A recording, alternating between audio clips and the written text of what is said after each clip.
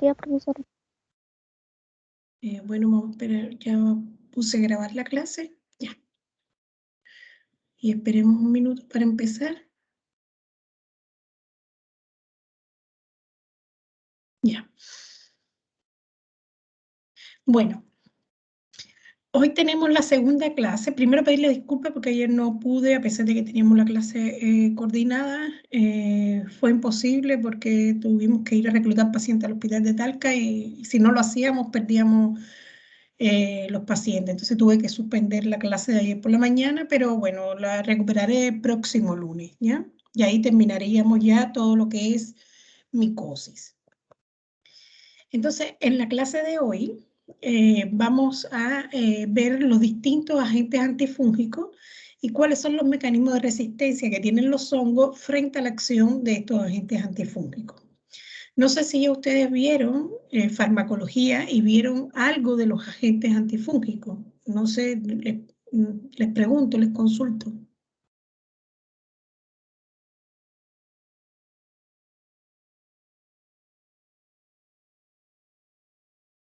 Ya, bueno, entonces seguimos la clase.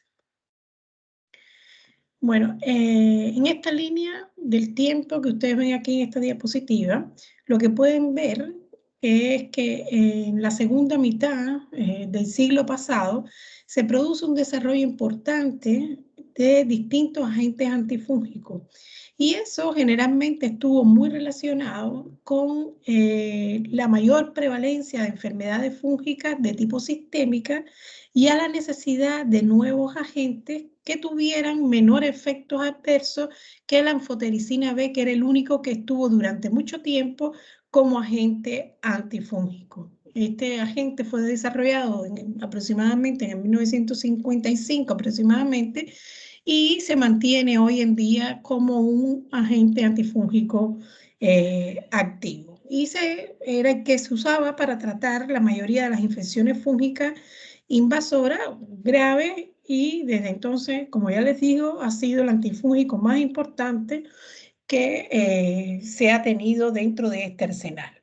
Sin embargo, debido a la toxicidad de este agente, la industria farmacéutica fue desarrollando otras familias de antifúngicos que también son muy eficaces.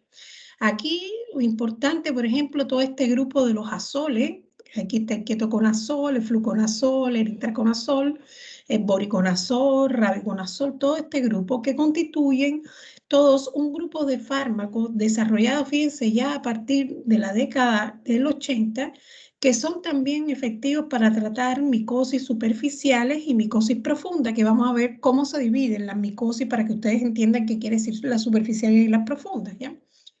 Bueno, aunque tienen un mejor perfil de seguridad que la anfotericina B, estos que están acá no están exentos también de efectos adversos, en especial el ketoconazol. Ya en la década del 90, ya se incorporan al mercado diferentes formulaciones lipídicas de la anfotericina B, que esto fue un paso importante. Ya en esta época aparecen también nuevas familias de agentes antifúngicos como las candinas o equinocandinas, representado por la caspofungina, que a diferencia de todos los anteriores actuaban en estructuras que son específicas de la pared del hongo, ¿ya? Y bueno, hasta hoy en día se mantienen este grupo de agentes y ustedes van a ver a lo largo de la clase que hay varios en proceso de investigación que no han sido incorporados todavía a la práctica clínica, pero que pronto serán incorporados en esta línea del tiempo. Bueno, los antifúngicos o antimicóticos incluyen una amplia variedad de sustancias. Y bueno, tienen estructuras químicas y mecanismos de acción que ustedes van a ver que son diferentes. La clasificación la podemos hacer según varios criterios. Estos son los criterios convencionales. Por ejemplo, de acuerdo a la estructura, vamos a tener polienos, azoles, alilamina, ¿ya? Y otros que también van a aprender a lo largo de la clase. También lo podemos clasificar según su origen. Vamos a tener antimicóticos, disculpen, se me rodó antimicóticos que van a ser de origen natural, o sea que son producidos por otros microorganismos, algunos que van a ser producidos por síntesis química y otros que ustedes van a ver que son semisintéticos, o sea que se produce el principio activo de manera natural y a través de modificaciones químicas, entonces hay el producto final que es el que se usa comercialmente.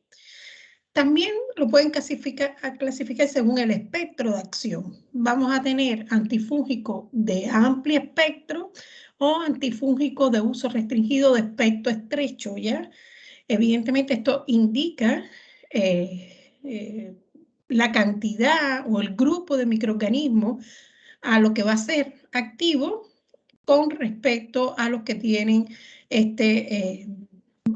espectro más restringido. Evidentemente esto está solamente restringido a un grupo muy pequeño de patógenos dentro de los hongos y estos prácticamente son para uso en la mayoría de las micosis. Por ejemplo, uno de amplio espectro son los triazoles y los imidazoles, ¿ya?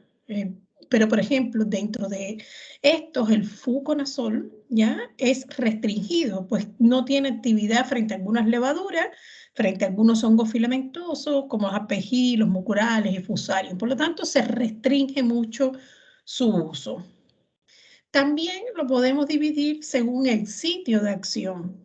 Vamos a ver que algunos actúan sobre la membrana, como tienen puesto ahí, otros van a actuar sobre la pared del hongo y otros van a interferir con la síntesis de ácidos nucleicos. Vamos a también a mencionar los que inhiben la síntesis de proteínas, entre otros mecanismos de acción. También nosotros cuando empecemos a lo largo de la clase vamos a también a clasificar el uso, ¿ya? Vamos a ver que se pueden clasificar según sean para uso tópico o para uso sistémico y según también el mecanismo de inhibición que tengan del crecimiento de ese hongo. Pueden ser fungestáticos cuando inhiben el crecimiento del hongo, pero si tú eliminas el agente antifúngico del medio, el microorganismo vuelve a crecer. Eso quiere decir fungiestático. Y también podemos tener fungicidas, que sí matan al hongo, ¿ya? Eso el nombre lo dice, fungicida. ¿No? Entonces, esto también lo tienen que haber visto, es lo mismo comportamiento que para bacterias. Yo creo que los agentes antibacterianos y los antivirales, sobre todo los antibacterianos, los tienen que haber visto de la misma manera, o sea, que se dividen también por estructura, que también tienen un origen que puede ser natural, semisintético, sintético, tienen espectro de acción igual, amplio, restringido, tienen distintos tipos de acción sobre bacterias, y generalmente también algunos eran la mayoría de uso sistémico, pero también habían algunos solamente de uso tópico. Y también se dividían según bacteriostáticos o bactericidas. Lo mismo pasa con los agentes antifúngicos. Bueno, según su estructura, se pueden clasificar en estos grupos que tienen ahí. Pueden clasificarse como polieno, como ven ahí está la anfotericina B, desoxicolato y todas sus formulaciones lipídicas que van a aprender en la clase, la nistatina como otro representante importante. Dentro de los azoles, ¿ya?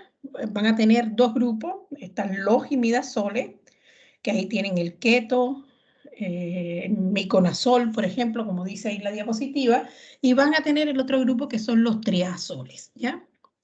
Luego tienen las alilaminas, ¿ya? Con la terminafina como su representante más importante. Después tienen las pirimidinas fluoradas, como las 5-fluorocitosina. Y luego acá tienen los lipopéptidos, que ahí están las candinas, con su representante más importante, que es la capofungina, y también está la anidolafungina y la micafungina como representantes importantes dentro de este grupo. Después tienen los péptidos nucleócidos, que ahí está la nicomicina Z, los derivados tetrahidrofuranos, que son las sordarinas y azordarinas, ¿ya? Y después tienen lo que se clasifican como otros, ¿ya? Que ahí entra un antibiótico, un agente antimicótico muy importante, como la grisofulvina y los tiocarbamatos, que dentro de los tiocarbamatos el representante más importante es el tornastato, y también tenemos las morfolinas, ¿ya? Estos son todas las estructuras químicas de los agentes antifúngicos que vamos a ir viendo a lo largo de la clase. Bueno, es importante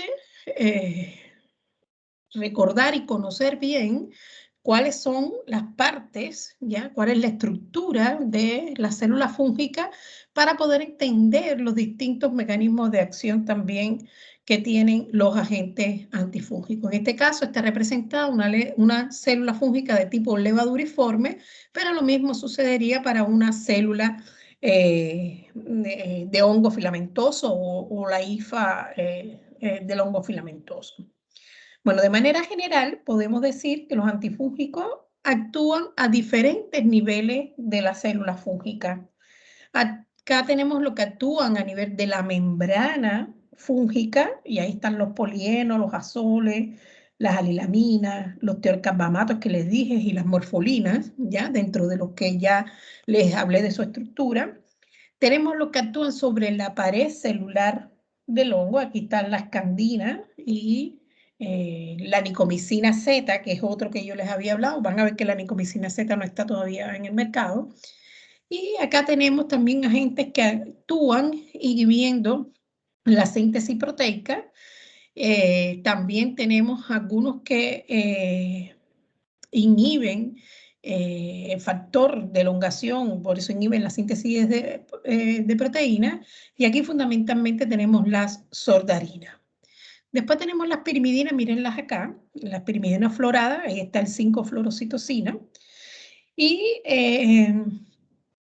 finalmente, si ustedes miran acá, les he mencionado varios agentes, no son todos los agentes antifúngicos, simplemente les puse algunos ejemplos, pero bueno, a recalcarle que no todos los que están en esta diapositiva están disponibles, ¿ya? Es solo para que vean que actúan a distintos niveles de la célula. De los que les mencioné, no se encuentran disponibles comercialmente la nicomicina Z, que inhibe la síntesis de la quitina, y las sordarinas que están aquí debajo, que lo que hacen es inhibir la síntesis de proteína. Bueno, y aquí tienen los distintos antifúngicos según su uso, según su disponibilidad como agente. Vamos a ver los que son de uso sistémico y los que son de uso tópico.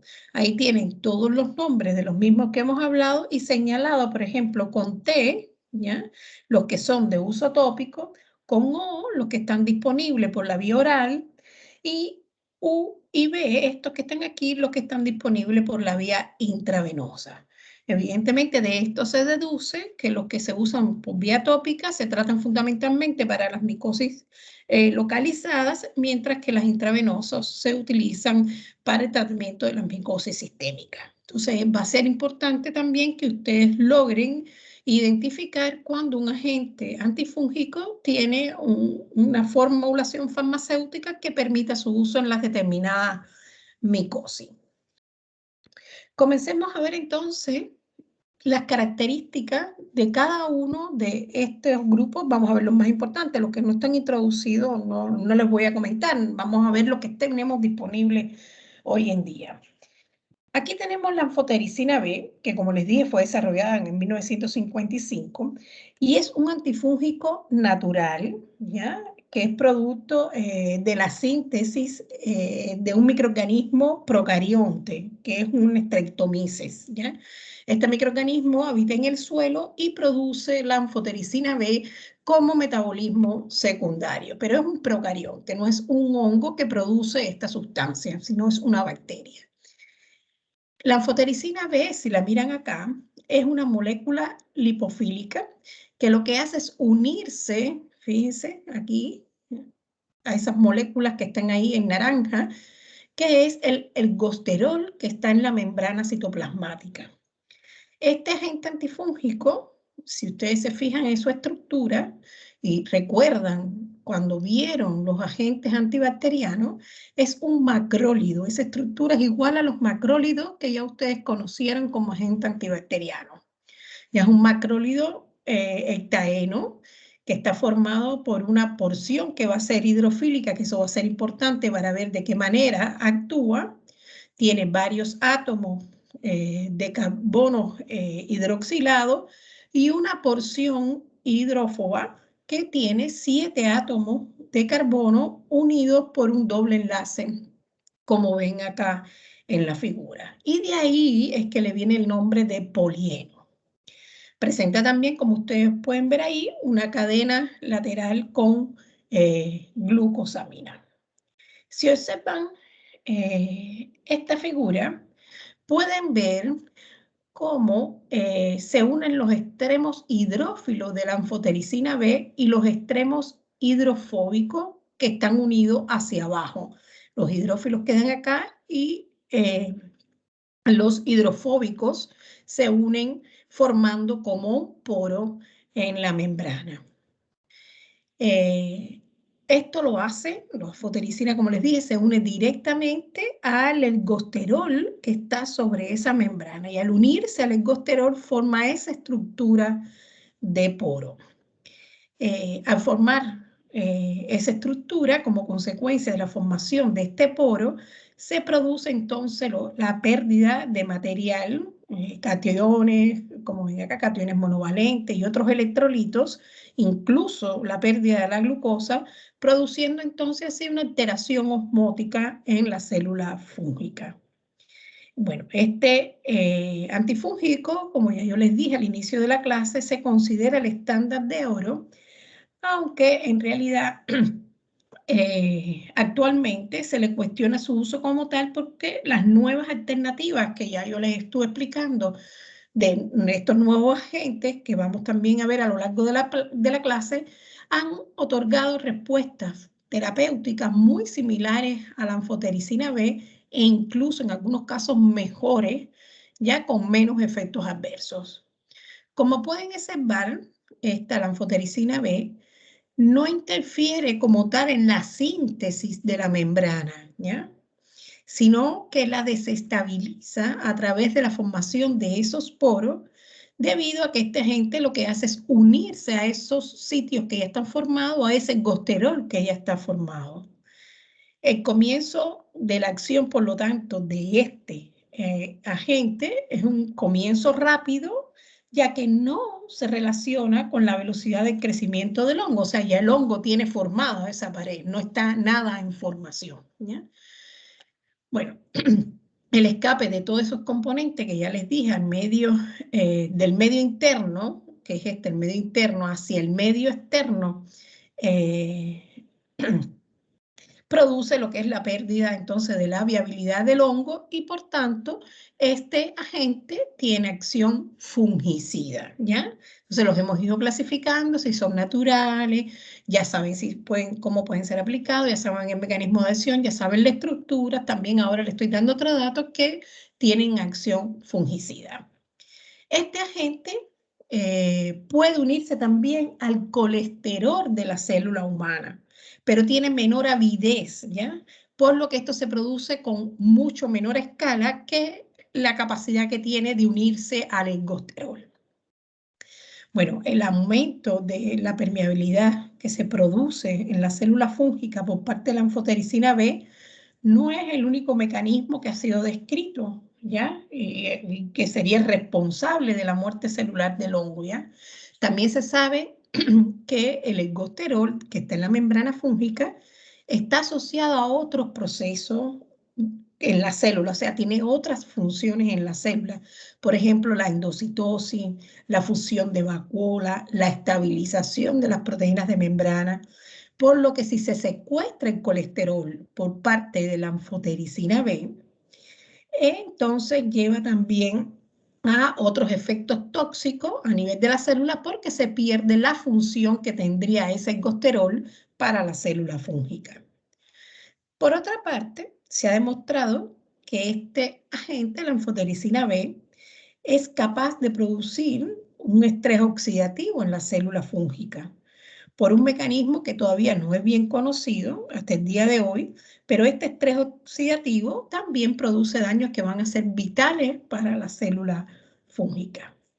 Otro mecanismo, otra forma en que produce daño la anfotericina B en el hongo, se ha visto que tiene un efecto inmunomodulador, ya que lo que hace es inducir un perfil de tipo de respuesta TH1 como consecuencia de que depleta la interleuquina 4, ¿ya? Al igual que el efecto anterior, el mecanismo mediante el cual ocurre esta depresión de la interleuquina 4 no se conoce en el caso de la anfotericina B.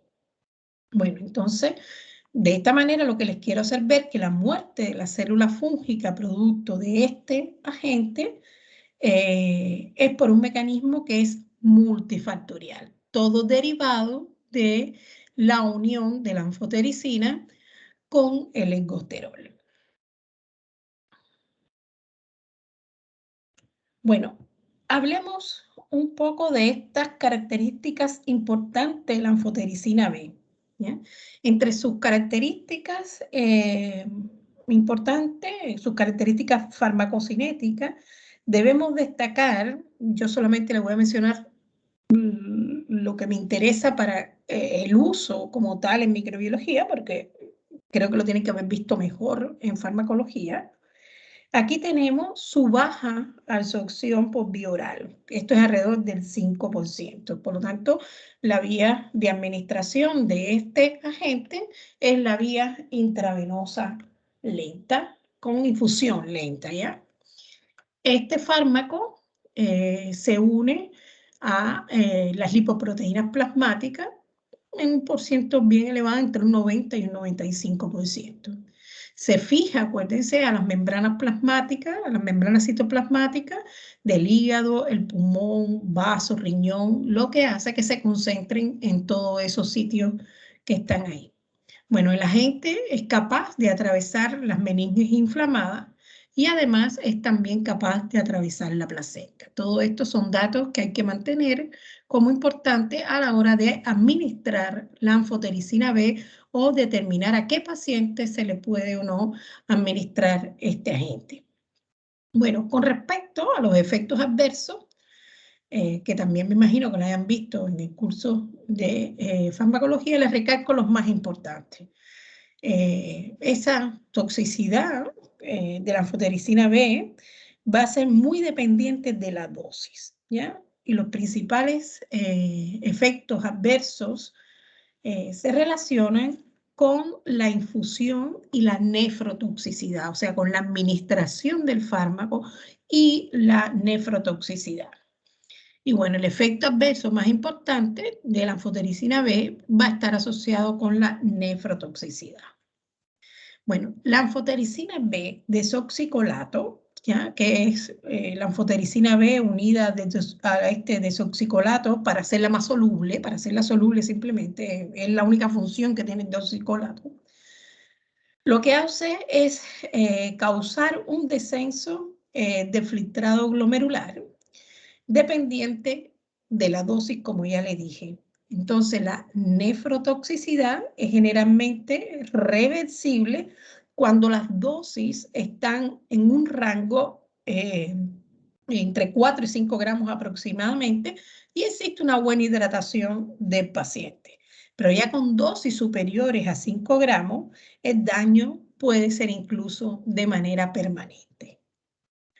Bueno, los síntomas concernientes a lo que es la administración, ya los efectos adversos asociados a la administración, podemos señalar, bueno, que ahí está la fiebre, escalofríos, temblores, cefalea, vómito, hipotensión, todos estos relacionados con la liberación de TNF-alfa y prostaglandinas durante la administración del agente. Pero también está la tromboflebitis, la necrosis tisular, que allá esto sí se relaciona más directamente con la vía de administración por vía periférica. Hay otro efecto también, que es la observación de una anemia normocítica normocrómica, que se relaciona con la inhibición de la síntesis de la eritropoyesis, ¿ya? Esto está fundamentalmente asociado a ese efecto adverso. Bueno, Yo les hablé de las distintas formulaciones que tiene la anfotericina B y cómo fueron introducidas estas formulaciones que son las llamadas formulaciones lipídicas de la anfotericina B. Una de ellas, de las distintas formulaciones que existen, es la anfotericina B desoxicolato, que ya yo les comenté, y otras son estas que son las lipídicas, donde la anfotericina B se encuentra en dispersión coloidal con sulfato de colesterol, por ejemplo, esta primera que está acá. La otra anfotericina B está en complejos lipídicos que contienen concentraciones equimolares de anfotericina B y un lípido. Y por último tenemos esta que es la anfotericina B liposomal, en el cual el liposoma contiene una molécula, el liposoma tiene una molécula de anfotericina por cada aproximadamente 9 moléculas de lípido. Estas formulaciones asociadas a lípido poseen una eficacia similar a la anfotericina B desoxicolato, que es la convencional, pero tiene menor nefrotoxicidad. Ahí es donde está la ventaja del uso de estas formulaciones lipídicas.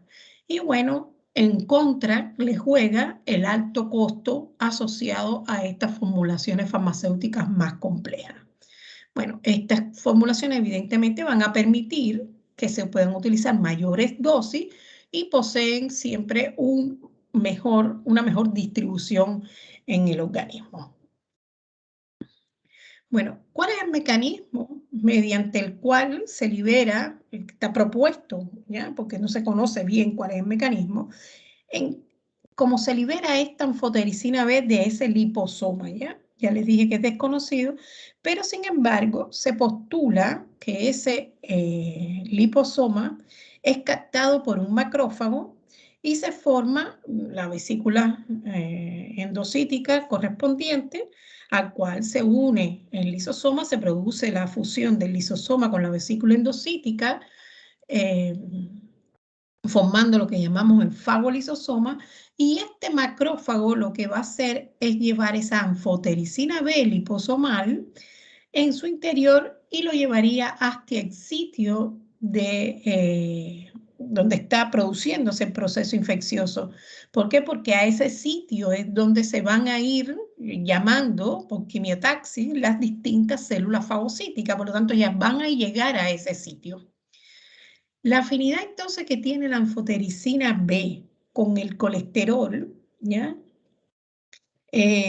Con el gosterol, discúlpenme, del hongo, es mayor que la afinidad que tiene esa anfotericina B por el colesterol de las células humanas.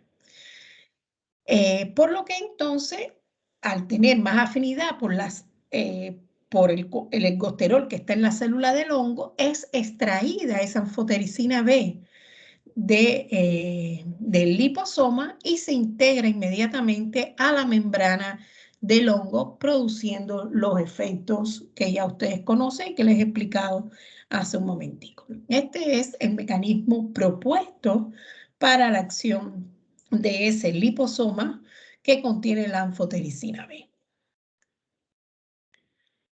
El otro agente es este, que es la flocitocina o fluorocitocina, que este agente es una pirimidina florada, ¿ya? Desarrollada como un antimetabolito para tratar la leucemia aproximadamente en el año 1957, y bueno, después de ahí se descubre su actividad también antifúngica. Como ya les dije, este agente es una prodroga, ¿ya? Que una vez que entra a la célula fúngica, se convierte en un análogo de uracilo, aquí lo tienen en 5-fluorouracilo, y que se incorpora al ARNA, impidiendo los procesos de transcripción y transducción, ¿ya? Se produce, además, una inhibición de una enzima importante, que es esta que está aquí abajo, la timidilato sintasa, y la consiguiente inhibición entonces de la síntesis de ADN y por tanto también la división nuclear. Este es el mecanismo que tiene este antimicótico. Esta 5-fluorocitosina interfiere con los procesos de replicación del ADN y con los subprocesos de transcripción y transducción. Por esto, evidentemente, que está completamente asociado a su mecanismo de acción. Algo importante acá es que es un agente que induce resistencia y esta resistencia va a ser alta si se administra solo, o sea, en monoterapia. Y esta resistencia es muy rápida y se produce muchas veces durante un tratamiento. Por lo tanto, ustedes van a ver que este agente no se usa solo y generalmente se usa asociado a otros agentes antifúngicos.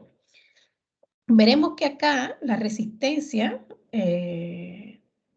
puede inducirse por varios mecanismos, o sea, puede ser por la pérdida de la citosina permeasa, que es la enzima que permite el paso aquí, esta enzima que está acá, esta permeasa, que es la que permite el paso a través de la membrana citoplasmática del hongo, o por la pérdida de algunas de las enzimas estas, que son enzimas importantes para interferir en la síntesis entonces de los ácidos nucleico.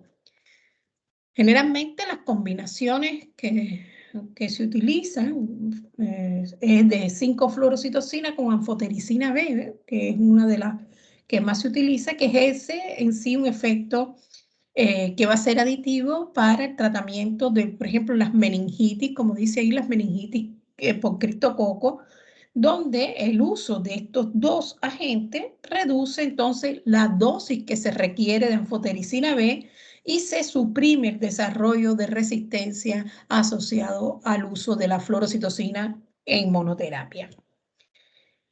Esta gente tiene efectos adversos igual, se los puse ahí abajo.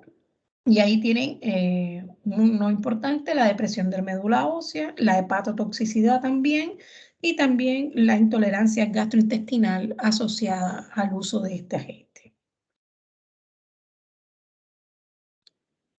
Otro agente importante, uno de los que tiene mayor uso también, son los azoles, ¿ya? Constituyen esto un nuevo grupo de agentes antifúngicos, todos son sintéticos, ¿ya? Y que, bueno, han ido siendo desarrollados a partir de la década del 80, como ya les dije, y que va a ser efectivo tanto para el tratamiento de las micosis superficiales como para las micosis profundas. Y tienen, si los comparamos, un mejor perfil de seguridad, aunque, como les vuelvo a repetir, no están exentos de efectos adversos. Bueno, pertenecen a una familia de compuestos químicos aromáticos, si ustedes se fijan, caracterizados por disponer de un anillo pentagonal nitrogenado que en función del número de los nitrógenos, fíjense, se lo señalo ahí, que posee ese anillo, se van a dividir en los dos grupos que vamos a ir conociendo, ¿ya? Los imidazoles con 2 átomos de nitrógeno, y ahí fundamentalmente vamos a encontrar el ketoconazol, el miconazol, el clotrimazol, como dice ahí. Y después tenemos los triazoles, con 3 átomos de carbono, de nitrógeno, discúlpenme, y ahí está el fluconazol, el itraconazol, que corresponden a los azoles que le vamos a llamar de segunda generación. Y después tienen aquí, por ejemplo, un representante importante que es el boriconazol y el posaconazol, como azoles de la denominada tercera generación. Y aquí un poco más claro, tienen otro grupo de azoles que están más claros porque son azoles que todavía no se usan en la clínica y están en estudio. El resto, los que están aquí arriba, son azoles que tienen uso hoy en día en la clínica. Bueno, si ustedes también pueden darse cuenta, aquí este grupo que está acá tiene 2 anillos con los 3 nitrógenos. Y esta tercera generación, lo mismo, lo que es, fijándose un poquito, empiezan a cambiar los sustituyentes. Y al cambiarle, a introducirle sustituyentes, por ejemplo, aquí un grupo flúor, aquí un grupo H, entonces van a cambiar el efecto o el espectro de actividad de estos grupos de azoles. Bueno, acá tenemos un esquema de la síntesis del ergosterol, ¿ya? Cómo la célula fúngica sintetiza el ergosterol. Están los distintos pasos y las distintas enzimas que intervienen en cada uno de ellos. Y como ven, parte del escualeno, que mediante una serie de pasos enzimáticos se llega a la biosíntesis entonces de ese ergosterol que se ubica en la membrana de la célula fúngica. Aquí van a ver que hay enzimas importantes en esta ruta biosintética y una de ellas es esta que está acá, que es la aldosterol 14-alfa dimetilasa, ¿ya? De metilasa, discúlpenme, que lo que hace es catalizar un proceso que va a ser importante, que es la desmetilación del aldosterol, ¿ya? Y este paso va a ser crucial para que se produzca la síntesis del ergosterol. Esta enzima está codificada por esos genes que están ahí, en dependencia si es un hongo o una levadura, por eso tienen dos nombres, ¿ya? Y no se los digo por gusto porque van a ver después que eso va a ser importante para entender el mecanismo de resistencia. Simplemente les comento que está codificada por esos dos genes. Y bueno, los azoles, ¿ya? Como el itraconazol, fluconazol, boriconazol, ya posaconazol, que ya se los mencioné, lo que hacen es unirse al sitio activo de esta enzima, interrumpiendo entonces la síntesis de ergosterol. Como resultado, aquí, como está troncada aquí la ruta, se acumula 14-alfa metil edetioles de manera general. Y otro resultado importante es que se reduce la concentración del ergosterol en la membrana del hongo. Este efecto produce una alteración en la permeabilidad de la célula fúngica y se dice que los azoles son antifúngicos fungiestáticos, ¿ya? Por lo tanto, si uno elimina el azol, se elimina el efecto y la célula vuelve a sintetizar ergosterol. Ahora veamos un poquito más de detalle acá. Los azoles entran a la célula por un mecanismo que hasta hoy en día no se conoce. Como consecuencia de esa entrada, ¿ya? El agente lo que va a hacer es dirigirse al sitio activo de la enzima, que ya les dije, la aldosterol 14-alfa de metilasa, y como consecuencia no se va a producir la demetilación del aldosterol y se empiezan a acumular, ¿ya? 14-metilfecosterole, 14-metil-ergostidioles, ¿ya? Que todos esos que les estoy mencionando son esteroles tóxicos, como dice acá en la diapositiva. Y esos esteroles, fíjense que ya cambia de color, no, este es el ergosterol normal en la membrana y esos son los ergosteroles tóxicos, ¿ya? Y esos esteroles tóxicos que se empiezan a formar a nivel de la membrana del hongo producen una desestabilización de la membrana. También parece ser que la célula fúngica con estos esteroles tóxicos en la membrana son más sensibles también a todos los sistemas microbicidas que son dependientes del oxígeno. Entonces, la depresión del ergosterol, como ya no hay ergosterol, lo que se está acumulando son estos esteroles tóxicos, lo que hace es inducir una disminución del crecimiento de la célula fúngica. Ahora, como les comenté, el grupo de los azoles está compuesto por dos familias, los imidazoles y los triazoles, que comparten mecanismos de acción y mecanismos de resistencia, como van a ver en la segunda parte de la clase. Entre los imidazoles está el miconazol, ¿ya? El clotrimazol, econazol. Bueno, ahí tienen todos los nombres de los que están implicados. Que si ustedes se fijan, son los que son utilizados como formas tópicas para el tratamiento de las micosis superficiales. Ahí dice cuáles son tópicos y cuáles son intravenosos. Entre los imidazoles también está el ketoconazol, ¿ya? Que también tiene uso oral y amplio espectro de actividad, y fue el primero de los antifúngicos que fue activo frente a las 3 micosis superficiales más importantes, que ahí van a aprender a lo largo del curso que las más importantes son las dermatofitos, las candidiasis y las pitiriasis versicolor, que la candidiasis y la pitiriasis son levaduras y los dermatofitos son hongos filamentosos.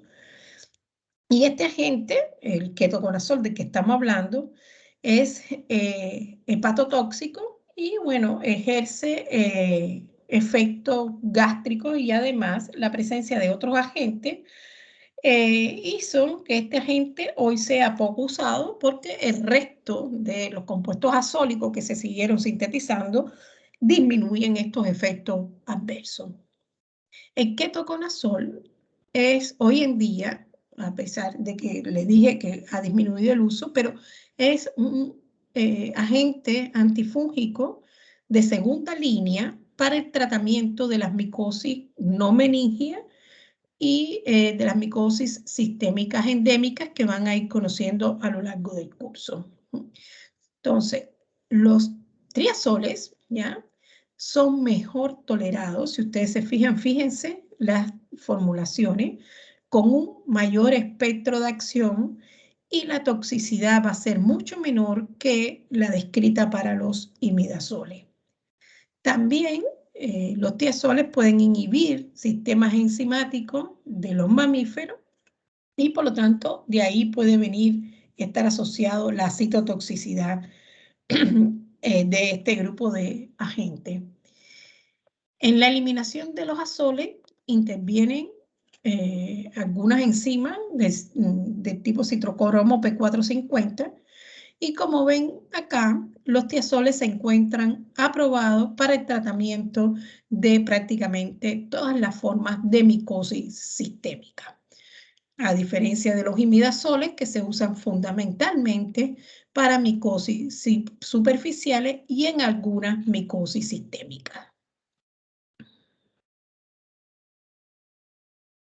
Otro agente antifúngico que actúa inhibiendo la síntesis de ergosterol, que estamos en ese grupo, los que inhiben la síntesis de ergosterol, aquí tenemos las alilaminas, que aquí las tenemos entre todas estas, en las más importantes, donde representante es la terbinafina, es el más importante de todo, los tiocarbamatos, ¿ya?, que ahí de los tiocarbamatos el más importante es tornastato, y las morfolinas, ¿ya?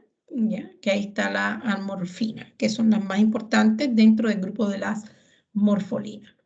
Esta, la terbinafina, que es una alilamina, actúa inhibiendo la síntesis de la escualeno-epoxidasa, o sea, trabaja en la primera fase o en la primera ruta, inhibe una enzima diferente que la que inhiben los azoles. Como consecuencia de esta inhibición, la célula lo que se produce es acumulación de escualeno, ¿ya? El daño de la célula fúngica se produce por el aumento de la cantidad de escualeno en la membrana celular, con la consecuente aumento de la permeabilidad de la membrana y la muerte celular. De esta terbinafina, como ustedes ven ahí, hay formulaciones orales y formulaciones tópicas. La terbinafina se acumula mucho, o sea, es su principal virtud, que se acumula en piel, uñas y todo lo que es el tejido adiposo. Y bueno, esto hace que sea el agente de elección para el tratamiento de las dermatofitos, y también, bueno, se usa para el tratamiento de las onicomicosis, ya, por hongos, o sea, que son las micosis que se producen en las uñas, las cuales también requieren de una terapia prolongada para poder eliminar el microorganismo. La terbinafina tiene mayor margen de seguridad, pues no tiene efecto inhibitorio como los azoles, por ejemplo, sobre la citrocromo P450. y de ahí que presenten menor interacción incluso con otros fármacos, y eso también lo va a diferenciar del grupo de los azoles.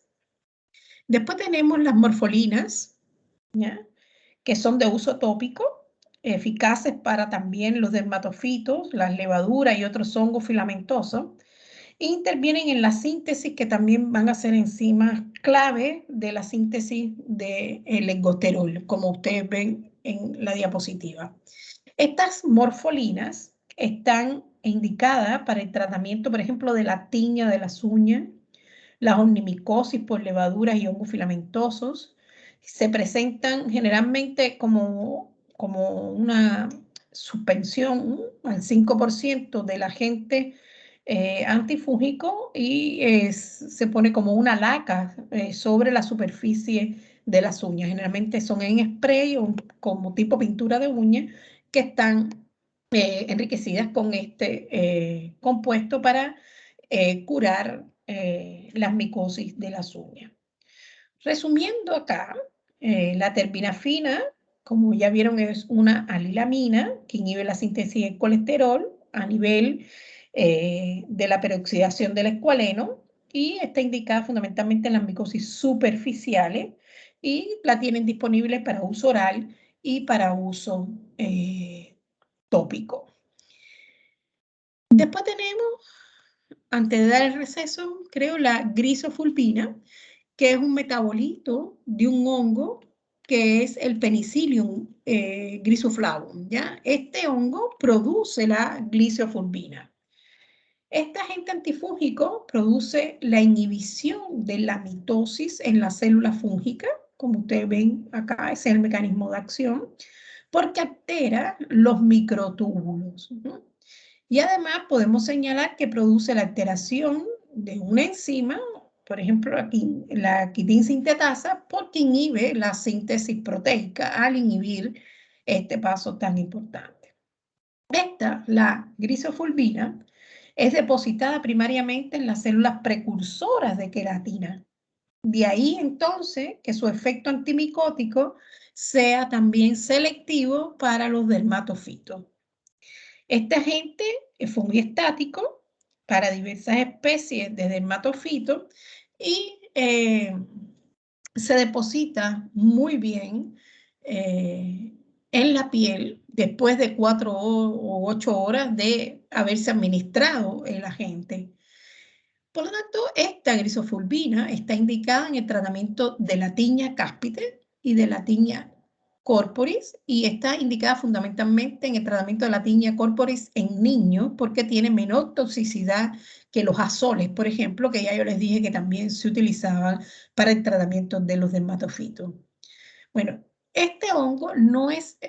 discúlpeme, esta agente antifúngico, la grisofulvina, no es efectivo para el tratamiento de otros hongos que producen infecciones superficiales, como ustedes van a ver, las cándidas y la malacesia, que eso es una diferencia también importante con otros antibióticos que ya les he comentado.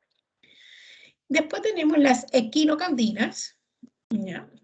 Que son agentes que lo que van a hacer es unirse a la beta-1,3 glucano sintetasa, y inhiben la síntesis, fíjense, del beta-1,3 glucano, que ya nosotros vimos en la clase inicial que es un componente de la pared de los hongos.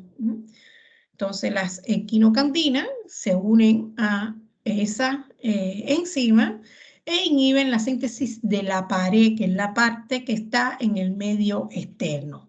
Eso trae como consecuencia cambios citológicos en la estructura del hongo, y de manera secundaria una disminución de la síntesis del ergosterol y la nosterol, así como también un aumento de la quitina en la pared de la célula fúngica.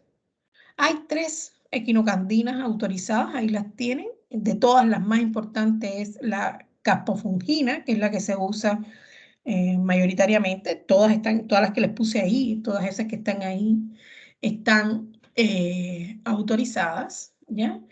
Se administran por vía endovenosa, intravenosa, y se caracterizan por tener muy pocas interacciones farmacológicas y efectos adversos.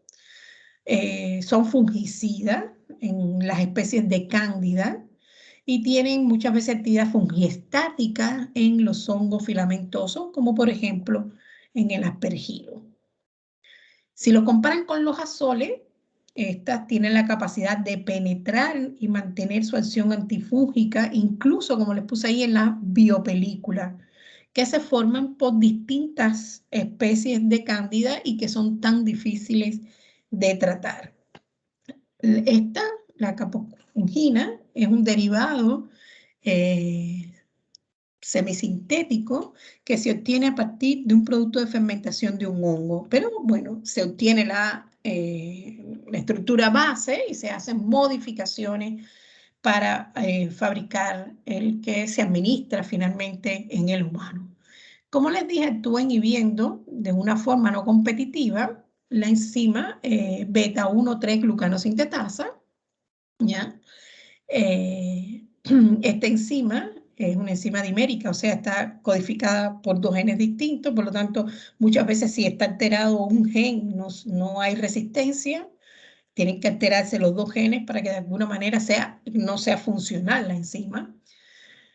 Bueno, y como consecuencia de la acción de estas candinas, se produce la inhibición de la síntesis de la pared, ¿ya? Y entonces, si se pierde la pared, la célula fúngica es frágil y osmóticamente sensible, ¿no? En la levadura, ¿qué sucede como consecuencia? Que no se pueden formar, por ejemplo, los brotes no se pueden separar de la célula madre porque está muy debilitada la pared.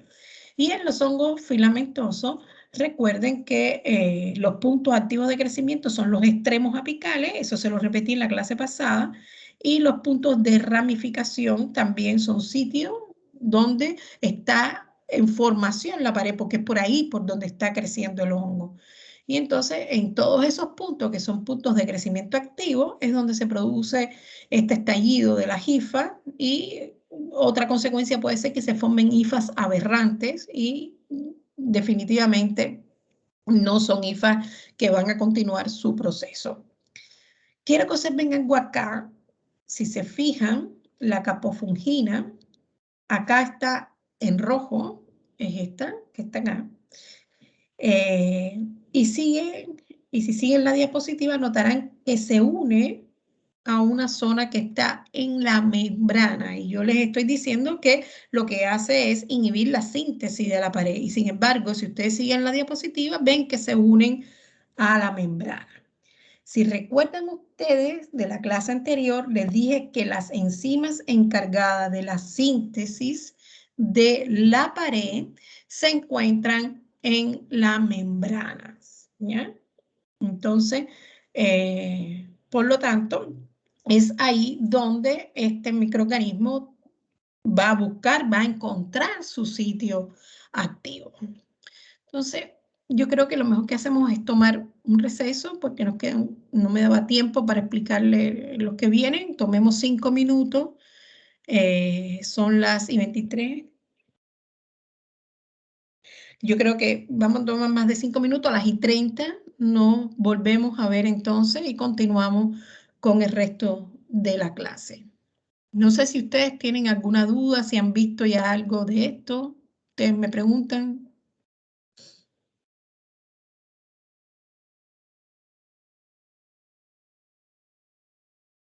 Bueno, si no tienen duda ni nada, entonces volvemos entonces a las 30. Seguimos la clase, así que nos debe quedar una hora más de clase y con eso terminaríamos la clase de hoy.